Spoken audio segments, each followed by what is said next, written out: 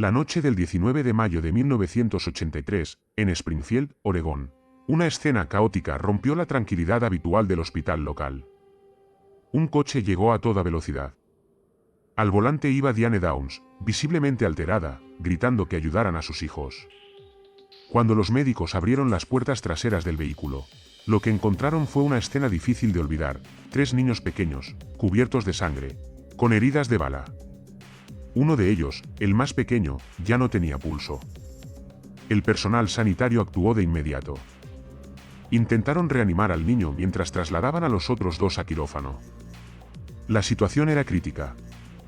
Mientras tanto, Diane repetía una y otra vez la misma historia: un hombre desconocido, en mitad de la carretera, había intentado robarle el coche. Según ella, al negarse, el hombre abrió fuego contra sus hijos sin motivo aparente. Ella también había resultado herida en un brazo. Al principio, todo parecía encajar dentro de un ataque aleatorio, algo terrible pero posible. Sin embargo, desde los primeros minutos, algunas personas comenzaron a notar algo extraño. No era solo la gravedad de lo ocurrido, sino la actitud de Diane. No encajaba con la de una madre que acababa de vivir algo así. Su tono era plano, su reacción contenida. No había ese colapso emocional que muchos esperaban. Mientras los médicos luchaban por salvar a los niños, la policía comenzó a investigar. Se dirigieron al lugar donde Diane aseguraba que había ocurrido el ataque. Pero allí no encontraron nada. Ninguna señal de lucha, ningún casquillo, ningún rastro del supuesto agresor. Era como si la escena nunca hubiera existido. A medida que pasaban las horas, la historia empezó a desmoronarse. Los detectives revisaron el recorrido que Diane había hecho hasta el hospital y descubrieron algo inquietante: no había elegido el camino más rápido. De hecho, había conducido durante más tiempo del necesario mientras sus hijos se desangraban en el asiento trasero. Esa decisión levantó sospechas inmediatas. El caso dio un giro aún más oscuro cuando los investigadores empezaron a profundizar en la vida personal de Diane. Descubrieron que mantenía una relación con un hombre que había dejado muy claro que no quería hijos. Para él, formar una familia no era una opción. Para Diane, sin embargo, aquella relación era extremadamente importante. Tan importante que, según la acusación, sus propios hijos empezaron a convertirse en un obstáculo. La teoría de la policía comenzó a tomar forma: no había ningún desconocido, no había intento de robo. Todo había ocurrido dentro del coche. Diane había detenido el vehículo en una zona apartada y había disparado a sus propios hijos a quemarropa.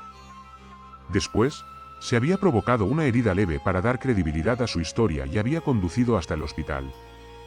Las pruebas empezaron a acumularse en su contra. Los análisis balísticos, la ausencia de evidencias en la escena del supuesto crimen, las contradicciones en su relato. Todo apuntaba en una única dirección. Pero aún así, el caso seguía generando incredulidad. La idea de que una madre pudiera hacer algo así resultaba difícil de aceptar incluso para los investigadores. El juicio fue seguido con enorme atención mediática. Durante semanas, la fiscalía presentó un relato frío y meticuloso de lo ocurrido. Cada detalle era analizado. Cada contradicción, expuesta. Pero lo que más impactó al jurado fue, una vez más, la actitud de Diane. Sonreía en momentos inapropiados, se mostraba relajada, incluso coqueta en ocasiones. Su comportamiento desconcertaba a todos los presentes.